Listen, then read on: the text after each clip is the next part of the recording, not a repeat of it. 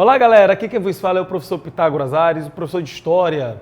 Hoje nós iremos analisar o governo de João Goulart. Vamos lá. João Goulart tornou-se presidente do Brasil em função da renúncia do Jânio Quadros. Jânio Quadros, eleito em 1960, deveria governar o Brasil entre janeiro de 61 e janeiro de 66. Contudo, antes de completar 7 meses de presidência, Jânio Quadros renunciava à presidência da República, abria mão do Executivo Nacional.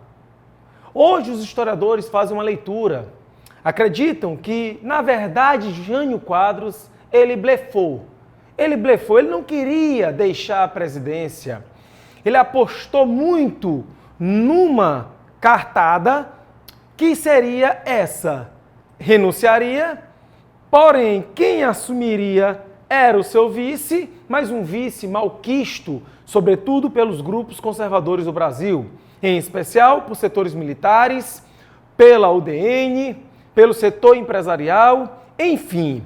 Acreditava ele que, por causa dessa repulsa ao vice-presidente, haveria uma mobilização desses setores para que ele continuasse no poder.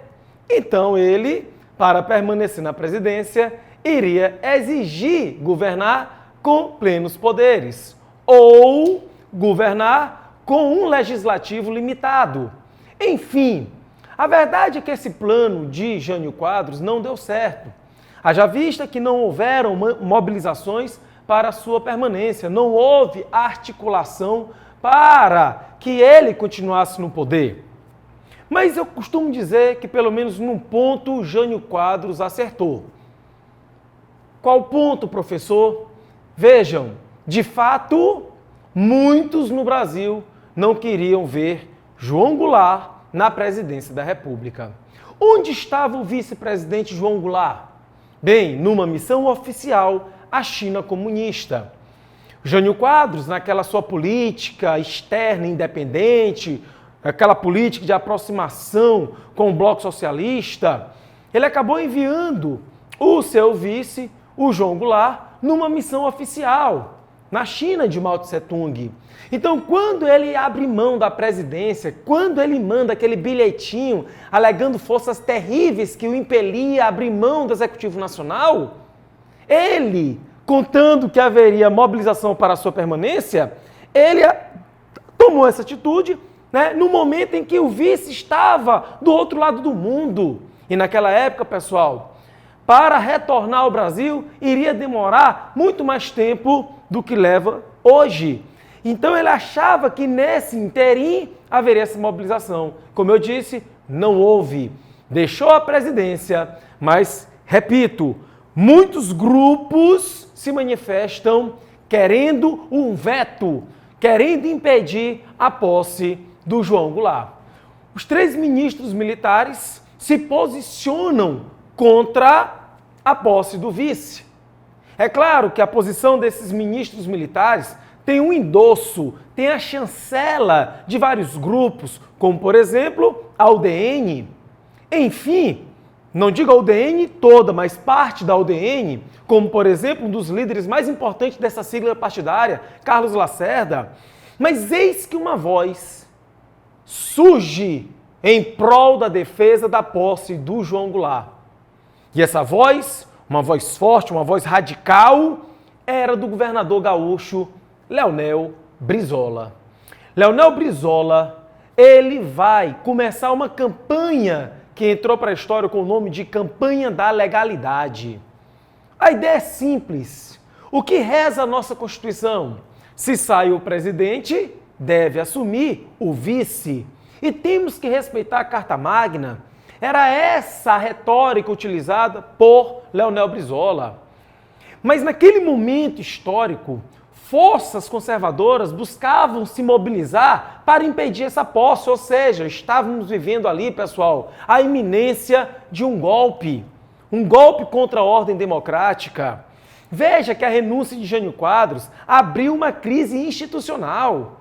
Leonel Brizola, ele chega a conclamar o povo gaúcho a lutar em favor da posse do conterrâneo, né? Já que João Goulart também era gaúcho. E uma curiosidade, o João Goulart, ele era cunhado do Leonel Brizola, do governador gaúcho.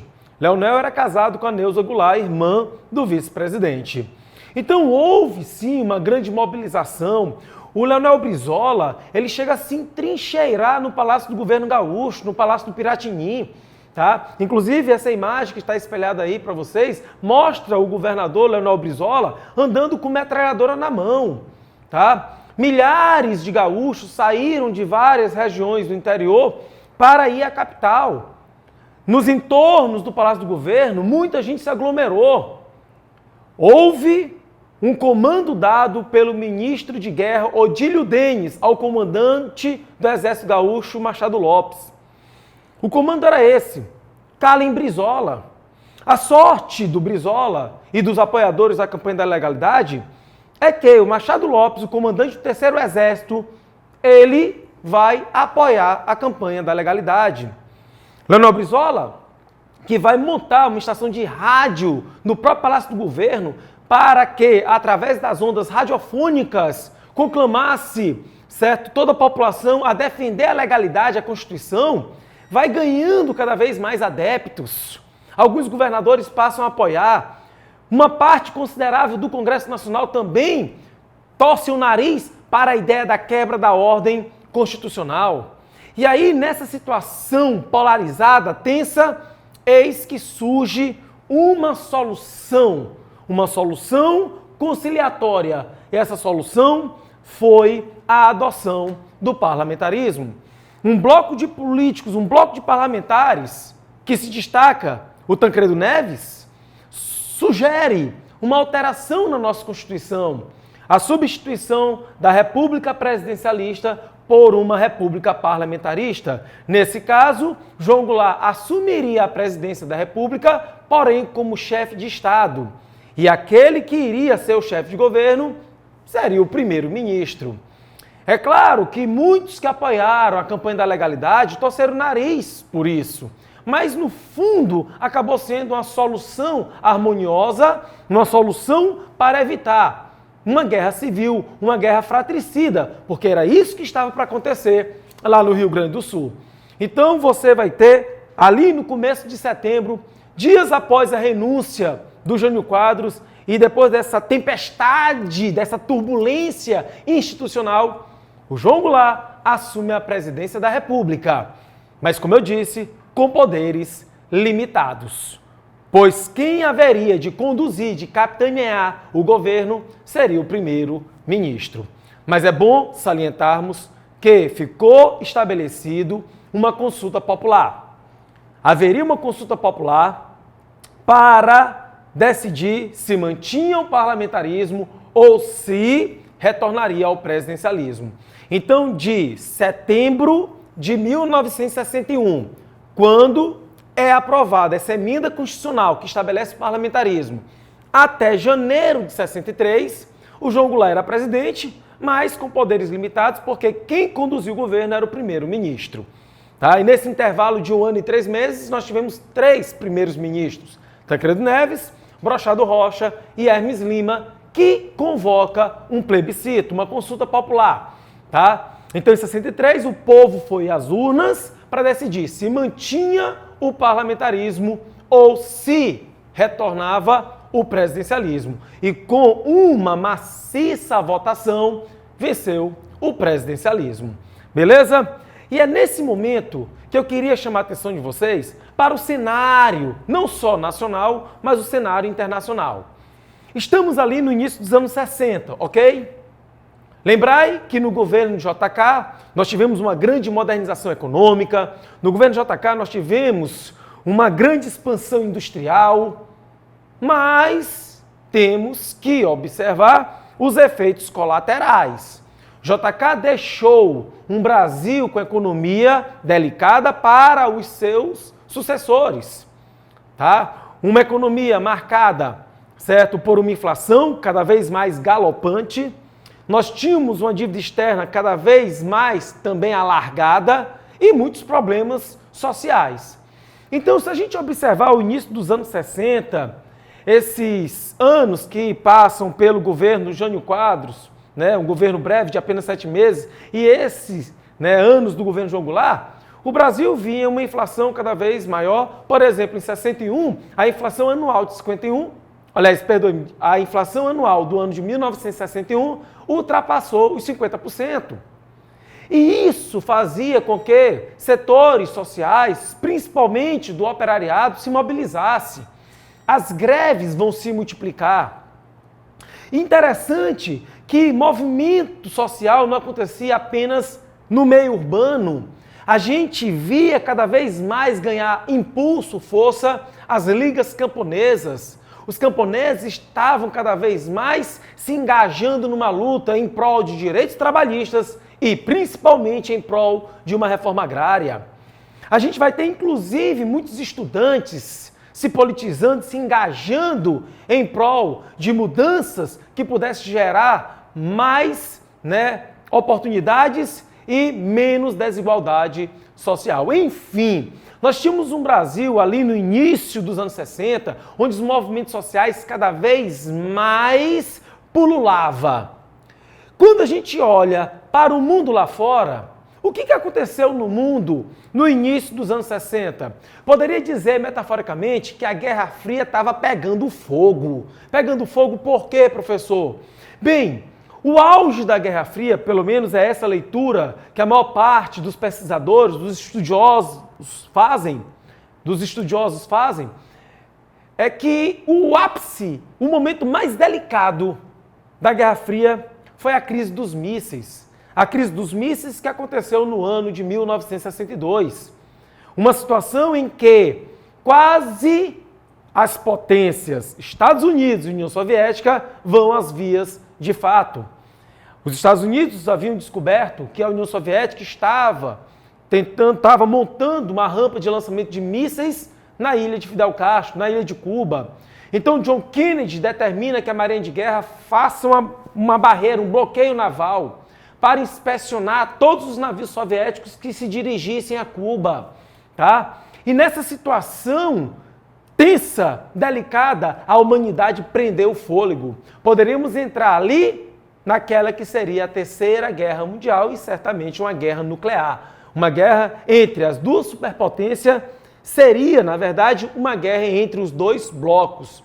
E havia uma teoria chamada teoria da destruição mútua assegurada, que dizia que uma guerra global como essa poderia até mesmo extinguir a própria humanidade. Mas, enfim, o bom senso acabou prevalecendo. A União Soviética desiste de instalar a rampa de lançamento de mísseis e os Estados Unidos desistem de tentar derrubar Fidel Castro do poder. Então, os Estados Unidos teriam sim que conviver com uma ilha socialista dentro da América Latina. E mais do que nunca, os norte-americanos iriam redobrar a sua atenção em relação a essa América Latina. Jamais os norte-americanos iriam permitir que qualquer nação latino-americana pudesse trilhar os caminhos de Cuba. Tá? Agora retornem ao Brasil. Retornem a olhar o Brasil. Principalmente a partir de 63, quando o plebiscito restabelece o presidencialismo e sim, João Goulart passa a governar de fato o nosso país. Naquele momento, o Brasil vivia uma crise econômica e uma sociedade que vai ser polarizada.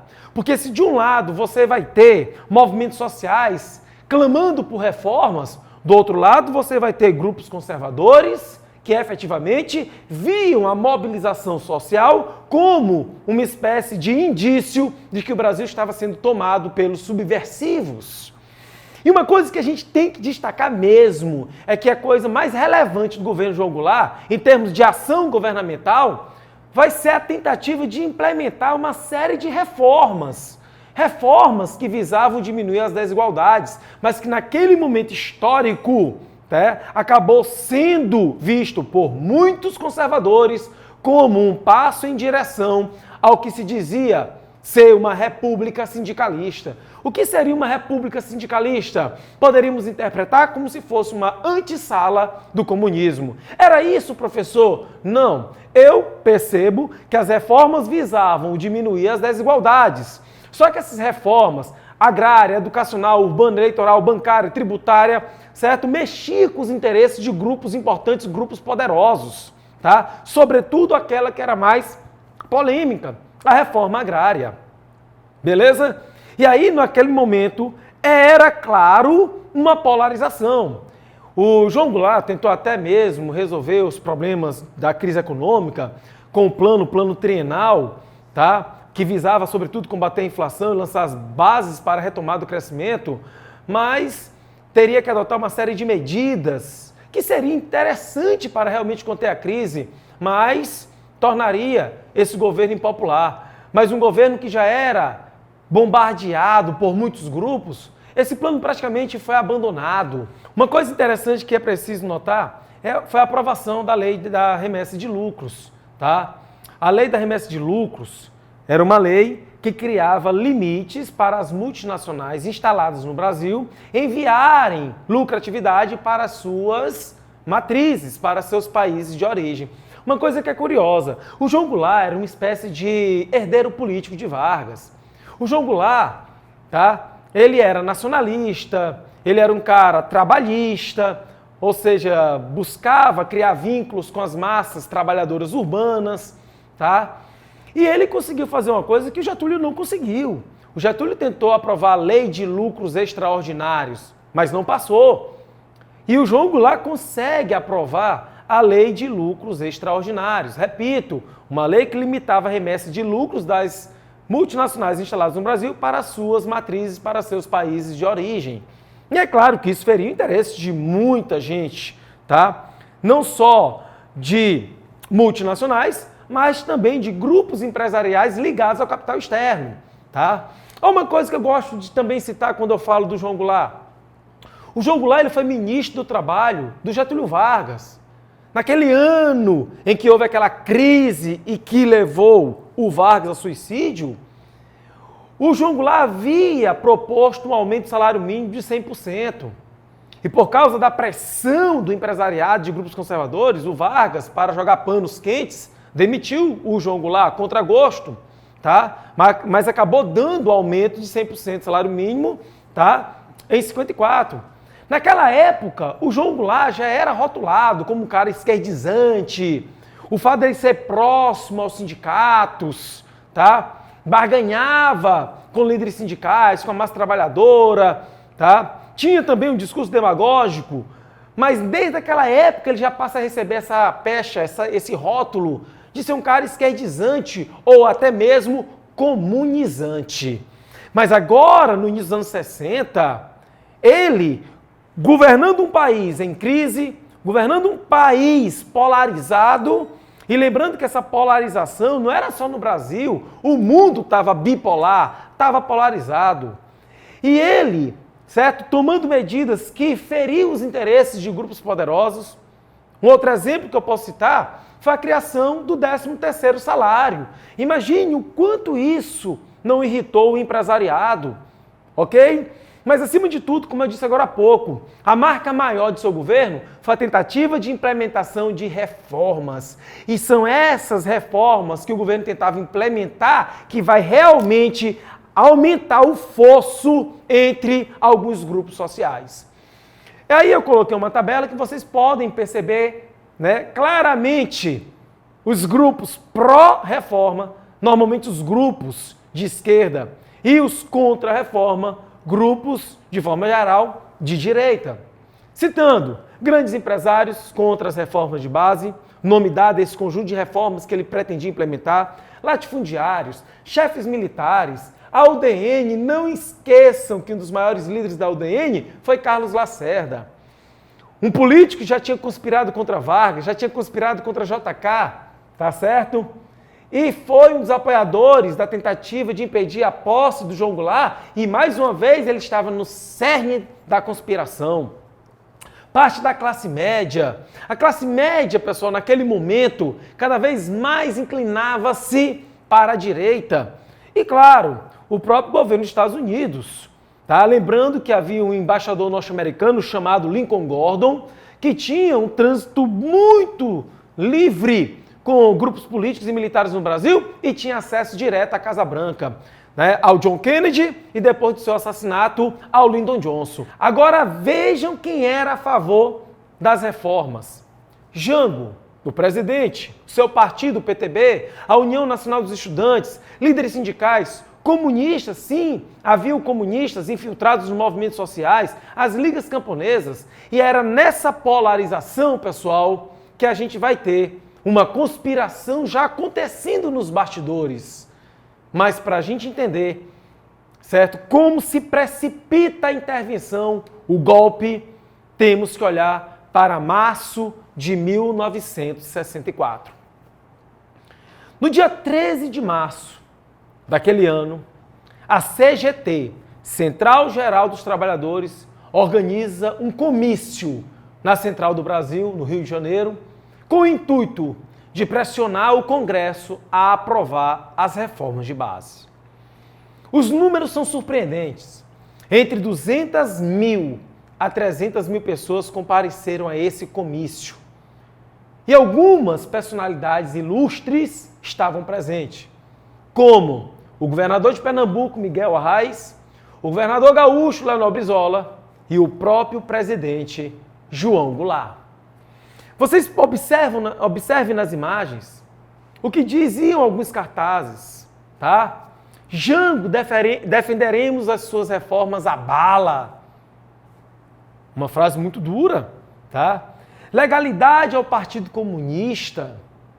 Tinha alguns slogans que diziam reforma agrária na lei ou na marra. E aí a gente consegue perceber também um detalhe. Esses grupos mais à esquerda, eles também não estavam muito preocupados com a ordem democrática. Eles queriam implementar seus interesses a ferro e fogo, se necessário. Pelo menos a leitura que a gente faz de alguns cartazes, tá? Mas acima de tudo, pessoal, eu acredito que naquele contexto, esse comício acabou, né, provocando os grupos conservadores. Comício onde você vai ter alguns políticos com uma retórica inflamada, a exemplo do próprio Leonel Brizola, o próprio João Goulart, ele faz um discurso duro, e é claro, nos dias seguintes, muitos jornais vão circulando, trazendo informações desse comício que contou com centenas de milhares de pessoas, tá? Mas a resposta da direita não demorou.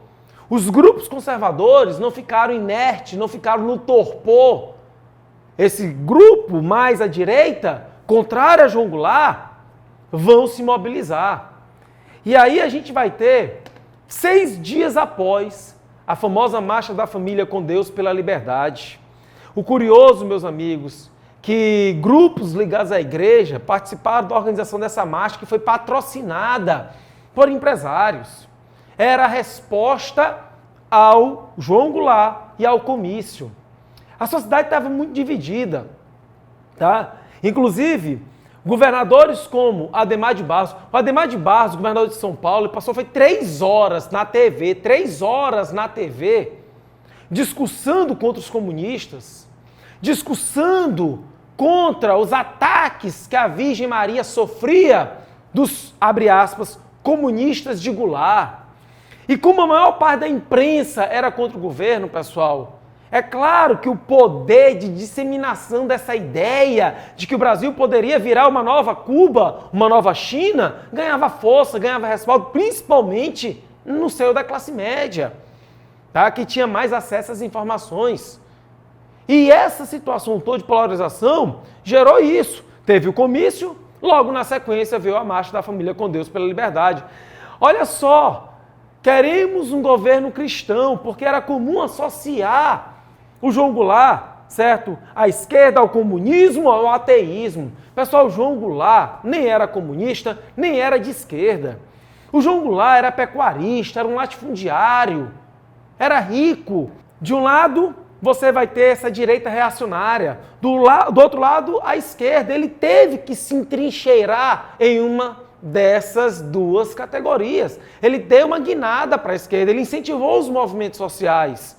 tá? Mas ele não era comunista, não era esquerdizante, mas naquele contexto buscou apoio desse movimento para implementar as reformas que pretendia implementar no seu governo.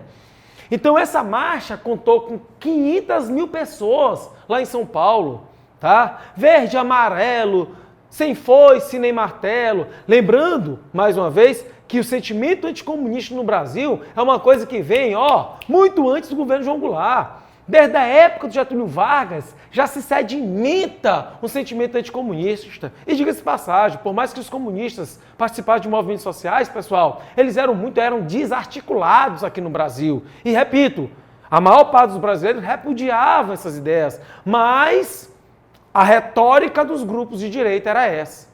Era derrubar o governo para impedir que o Brasil virasse um país socialista. Enfim, é um tema polêmico, é um tema que hoje ainda tem muitas leituras, mas a verdade é que essa marcha acabou sendo, metaforicamente, uma espécie de sinal verde para os militares saírem dos quartéis. E foi isso que eles fizeram. A partir de 31 de março, começa a haver movimentações de tropas. O primeiro general a movimentar suas tropas foi Olímpio Mourão, e começa aí a desencadear o movimento que vai culminar com a derrubada do João Goulart. Então, em 31 de março, começa a movimentação dos militares para depor João Goulart. João Goulart é deposto, assume interinamente o presidente da Câmara, Ranieri Mazzilli, mas quem de fato mandava no Brasil agora eram os militares. Uma junta militar foi formada com o nome de Comando Supremo da Revolução.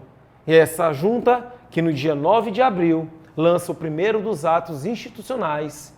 E esse ato determinava eleições indiretas para presidente.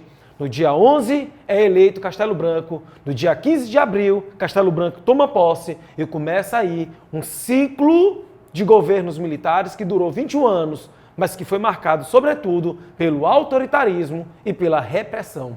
Mas isso iremos ver na próxima aula. Valeu, galera. Um grande abraço. Até a próxima.